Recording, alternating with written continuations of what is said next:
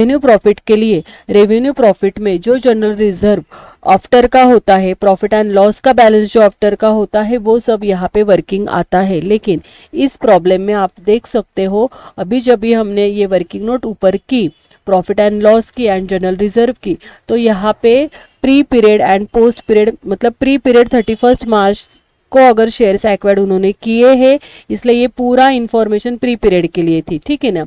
कभी कभी क्या होता है, मैं एग्जांपल सिर्फ अभी आपको यहाँ पे दे रही हूँ कि अगर 1 अप्रैल सपोज 2024, उसके बाद है 1 अक्टूबर 2024, जब हम प्रॉफिट पर इनकॉर्पोरेशन के लिए रेशो के लिए जो टाइम रेशो के लिए जो डेट लिखते थे ना, उसी टाइप पे ये डेट होती है एंड 31 मार्च 2024।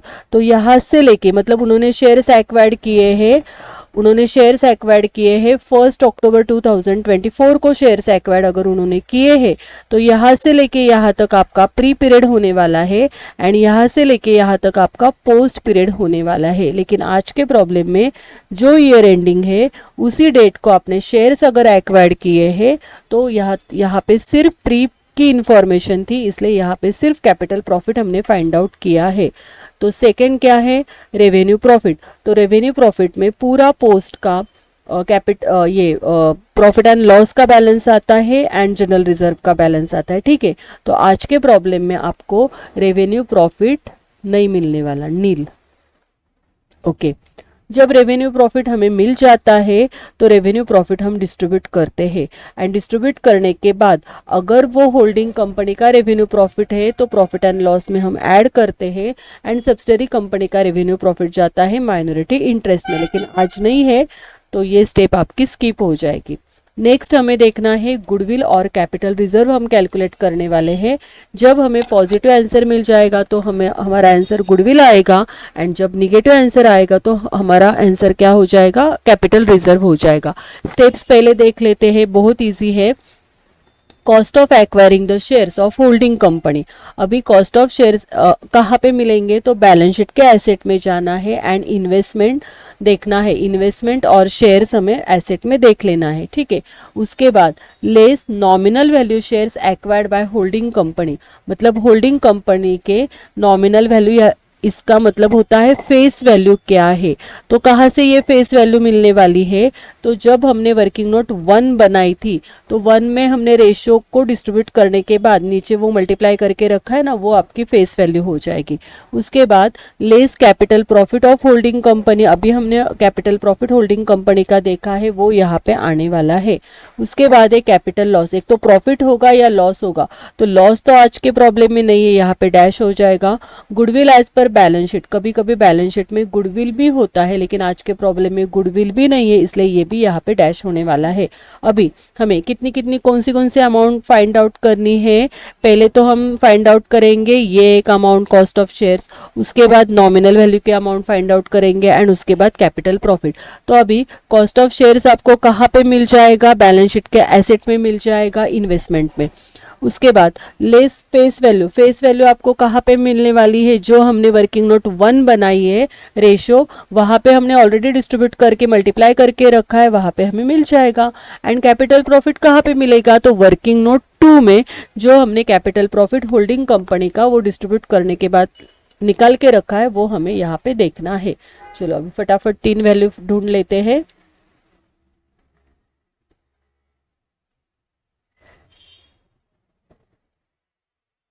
ठीक है, ये देखो बैलेंस शीट के एसेट में पहले तो कॉस्ट ऑफ शेयर चाहिए थे ना, तो बैलेंस शीट के एसेट में आपको जाना है एंड इन्वेस्टमेंट देखना है। तो 3,40,000 ये आपकी वैल्यू है कॉस्ट ऑफ शेयर्स, ठीक है। कहाँ पे, गुडविल के लिए हमने ये यूज की है। उसके बाद 3,40,000 मिल गया, उसके बाद कॉस्ट ऑफ शेयर्स तो मिल गई, अभी फेस वैल्यू देखनी है शेयर्स की। रेशो जब हमने निकाला था, देखो मैंने बताया आपको, रेशो जब हमने निकाला था तब हमने होल्डिंग का एंड सब्सिडरी का फेस वैल्यू यहाँ पे करके रखा है। तो 1,60,000 ये आपकी होल्डिंग कंपनी की शेयर्स की फेस वैल्यू है, ठीक है। एंड 40,000 जो है वो माइनॉरिटी इंटरेस्ट जब हम कैलकुलेट करेंगे तब लिखने वाले हैं। तो ऊपर मिल गई हमें 3,40,000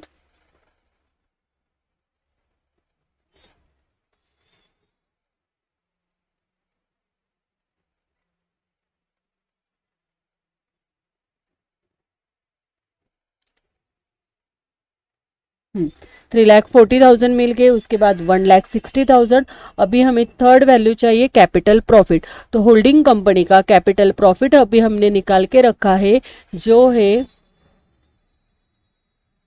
जो अमाउंट है 1,32,800। ठीक है, चलो फटाफट फटाफट वैल्यू पुट कर लेते हैं एंड गुडविल निकाल लेते हैं।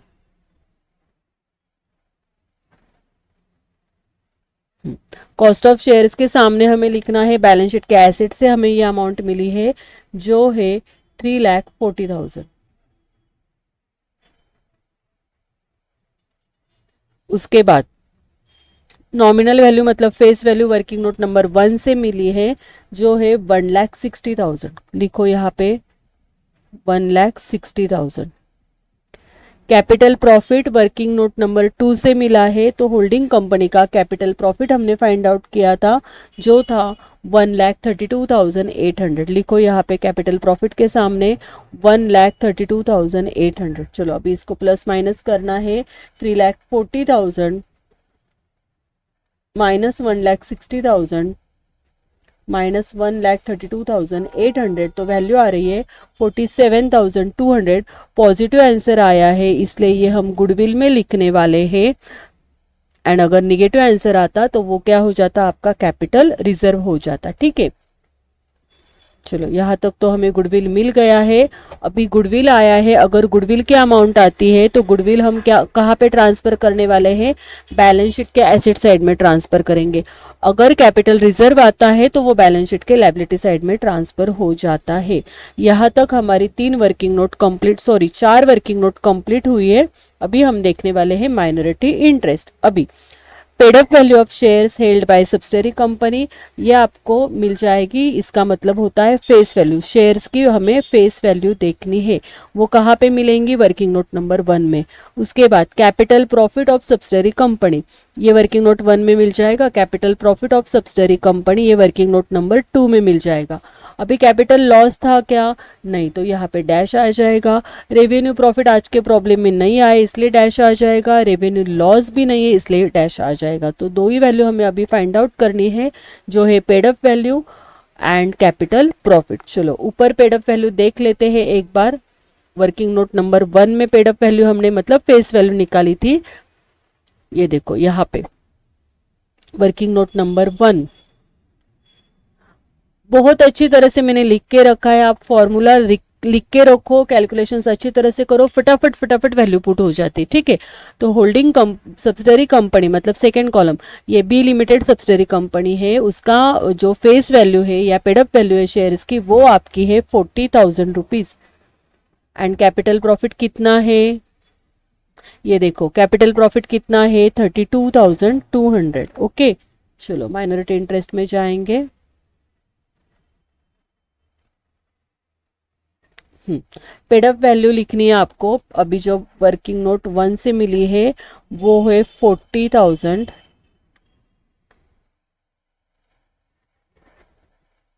एंड कैपिटल प्रॉफिट हमें मिल गया है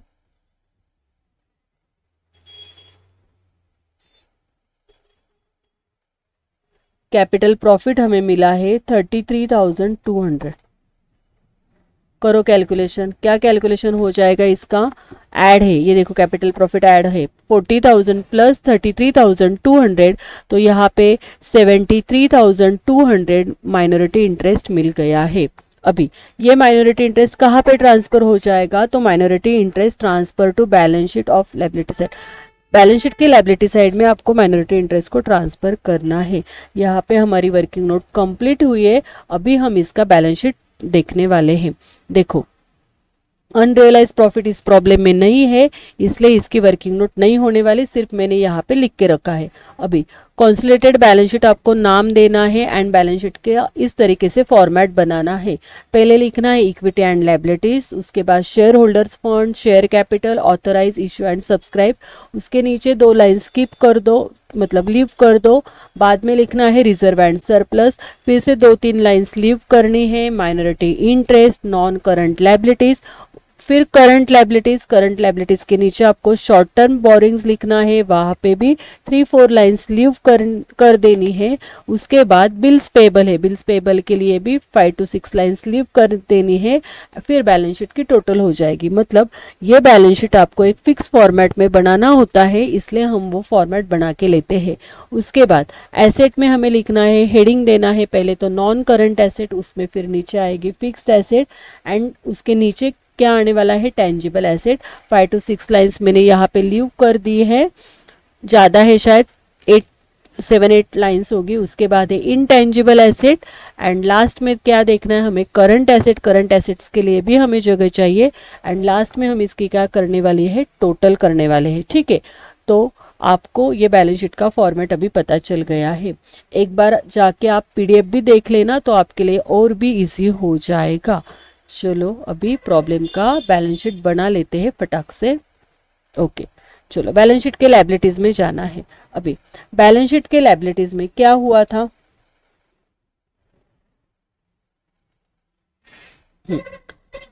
तो यहाँ पे 2 लाख तो हमने वर्किंग नोट में ले लिया था, तो अभी हमें इक्विटी शेयर कैपिटल कितना लेना है, 5 लाख रुपीज लेना है।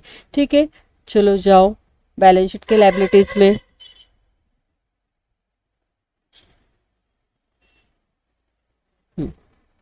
इशू एंड सब्सक्राइब के नीचे आपको लिखना है 5 लाख अमाउंट है ना, लिखो यहाँ पे 5 लाख। अभी 10 अगर प्राइस थी तो नंबर ऑफ शेयर्स कितने मिल जाएंगे, 50,000 इक्विटी शेयर्स। लिखो यहाँ पे 50,000 इक्विटी शेयर्स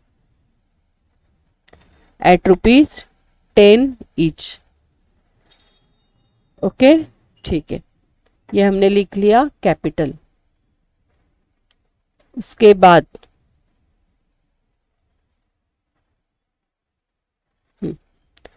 जनरल रिजर्व कितना है, 2,40,000। ठीक है, एंड प्रॉफिट एंड लॉस का बैलेंस कितना है, 57,200। देखो capital, general reserve and profit and loss, इसका सेकेंड कॉलम जाने वाला है आपका वर्किंग नोट में जाएगा, और ये जो फर्स्ट कॉलम है ये कहाँ पे जाने वाला है, बैलेंस शीट में जाएगा। ठीक है, अभी जनरल रिजर्व लिख देंगे हम 2,40,000, उसके बाद प्रॉफिट एंड लॉस लिख देंगे 57,200। ये दो अमाउंट बैलेंस शीट के लायबिलिटीज में लिख देंगे। चलो बैलेंस शीट के लायबिलिटीज में हमें जाना है।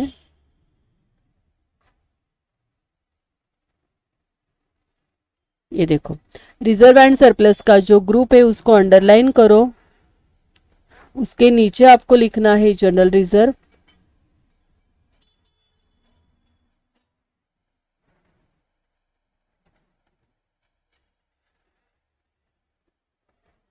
General reserve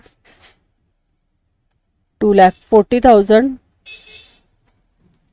profit and loss account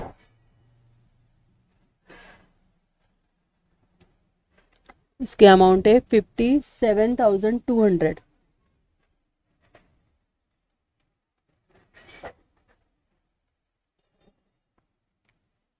okay, अभी capital, general reserve and profit and loss, इसका सेकेंड कॉलम वर्किंग नोट में गया, फर्स्ट कॉलम बैलेंस शीट में गया। बाकी की जो एसेट्स एंड लायबिलिटीज है वो holding company and subsidiary company की टोटल करके वहां पे हमें लिखनी है।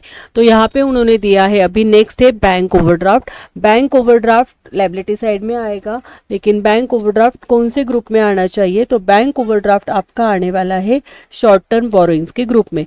ए लिमिटेड के लिए बैंक ओवरड्राफ्ट है 80,000 एंड बी लिमिटेड के बैंक ओवरड्राफ्ट है डैश, उसके लिए कुछ भी अमाउंट नहीं है। करो, चलो शॉर्ट टर्म बोरोइंग्स में जाएंगे।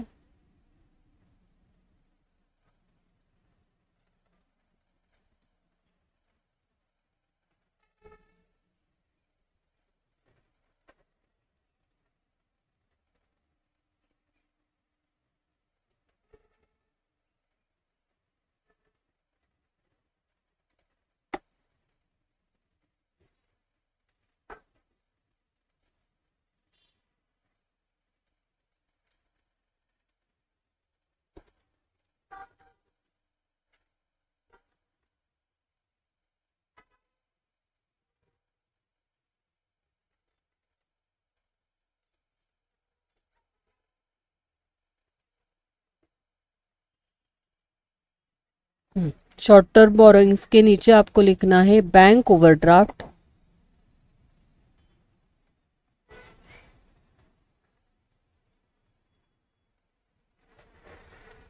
ए लिमिटेड एंड बी लिमिटेड। ठीक है, बी लिमिटेड के लिए बैंक ओवरड्राफ्ट कुछ भी नहीं था एंड ए लिमिटेड के आपके पास बैंक ओवरड्राफ्ट था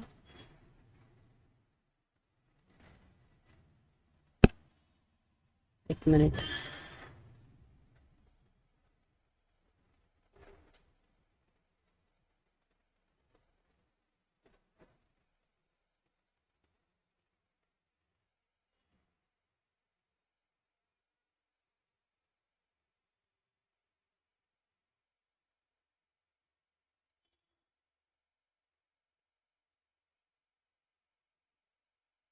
$80,000 लिखो। ए लिमिटेड का बैंक ओवरड्राफ्ट है 80,000, इन दोनों की टोटल आउटर में आने वाली है 80,000। Okay, next.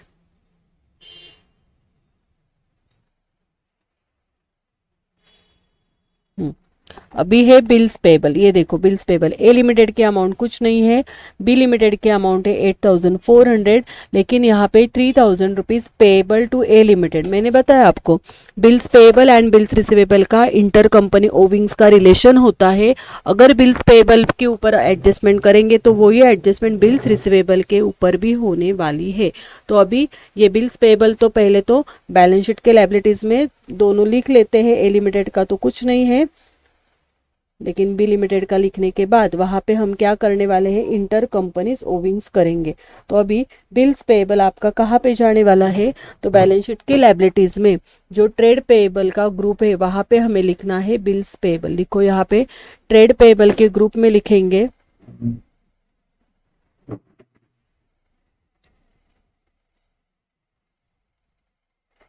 बिल्स पेएबल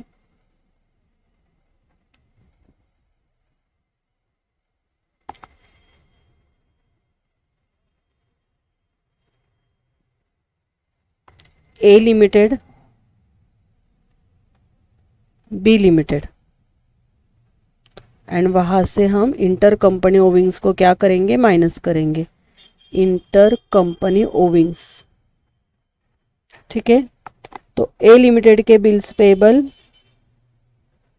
कुछ नहीं है, बी लिमिटेड के बिल्स पेएबल है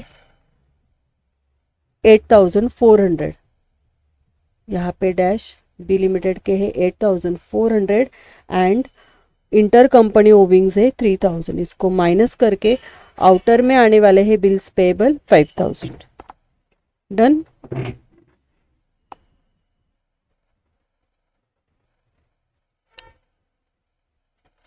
अभी उसके बाद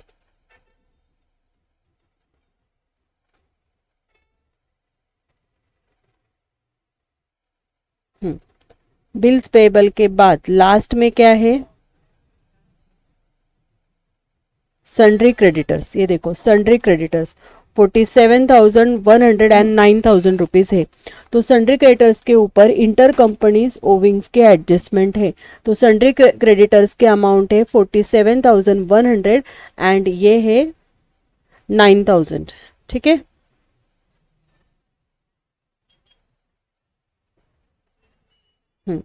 ये दोनों की टोटल करके फिर वहां से ये जो सेकेंड एडजस्टमेंट थी, sundry creditors of A limited include rupees 12,000 due to B limited, मतलब 12,000 रुपीज हमें वहां पे इंटर कंपनी ओविंग्स करके क्या करना है, माइनस करना है। तो अभी हम यहाँ पे लिख देंगे, बैलेंस शीट के लायबिलिटीज में जाएंगे,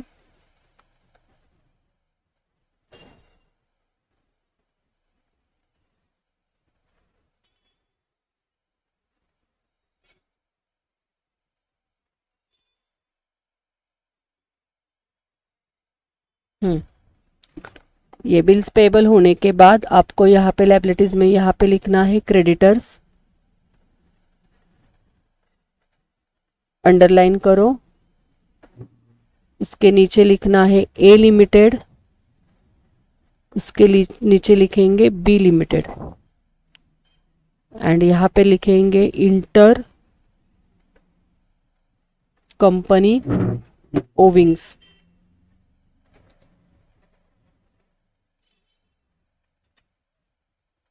ठीक है, अभी ए लिमिटेड के क्रेडिटर से 47,100 लिखो यहाँ पे। ए लिमिटेड के क्रेडिटर से 47,100, बी लिमिटेड के क्रेडिटर से 9,000 एंड इंटर कंपनीज ओविंग्स के अमाउंट है 12,000। करो चलो, 47,100 प्लस 9,000 माइनस 12,000, तो ये आउटर में अमाउंट आने वाली है 44,100। लिखो यहाँ पे 44,100।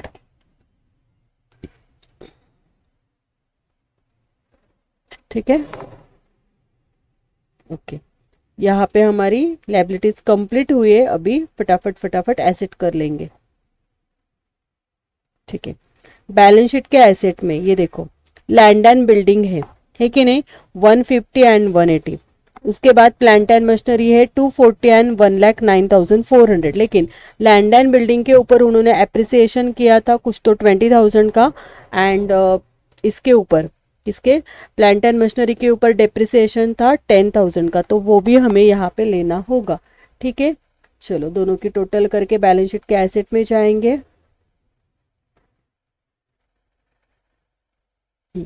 बैलेंस शीट के एसेट में नॉन करंट एसेट के ग्रुप में फिक्स्ड एसेट, उसके नीचे आपको क्या दिख रहा है, टेंजिबल एसेट। ठीक है, टेंजिबल एसेट के नीचे आपको लिखना है land and building,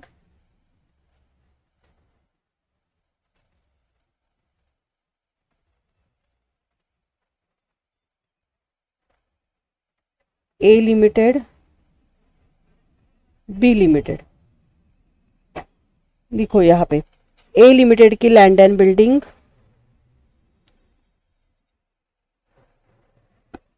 A limited की लैंड एंड बिल्डिंग है 1,50,000। उसके बाद बी लिमिटेड की लैंड एंड बिल्डिंग है 1,20,000 एंड उसके ऊपर एप्रिसिएशन हुआ है, तो यहाँ पे आपको लिखना है एड एप्रिसिएशन 20,000 एंड ये एप्रिसिएशन करने के बाद आउटर में अमाउंट आने वाली है 3,50,000। ओके, जैसे हमने लैंड एंड बिल्डिंग का किया वैसे अभी हम प्लांट एंड मशीनरी का करने वाले हैं। लिखो यहाँ पे प्लांट एंड मशीनरी,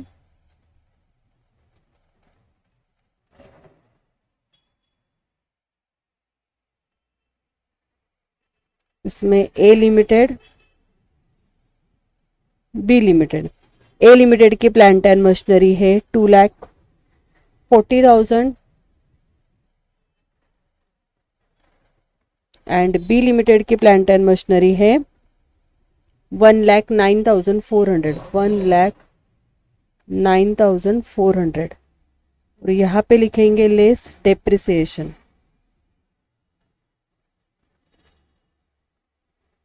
डेप्रिसिएशन के अमाउंट है 10,000। 10,000 को इससे माइनस करो।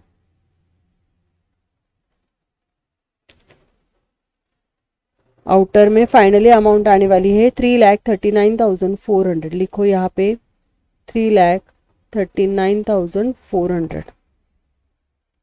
ओके, तो यहाँ पे land and building and plant and machinery का तो पोस्टिंग हो गया है। अभी क्या बाकी है, इन्वेस्टमेंट तो ऑलरेडी हुआ है, इसका फिर से पोस्टिंग नहीं होने वाला। अभी हम करने वाले हैं इन्वेंटरीज 120 एंड 36,000। उसके बाद करेंगे डेटर्स 44,000 एंड 40,000। जैसे हमने क्रेडिटर से अमाउंट माइनस की है इंटर कंपनी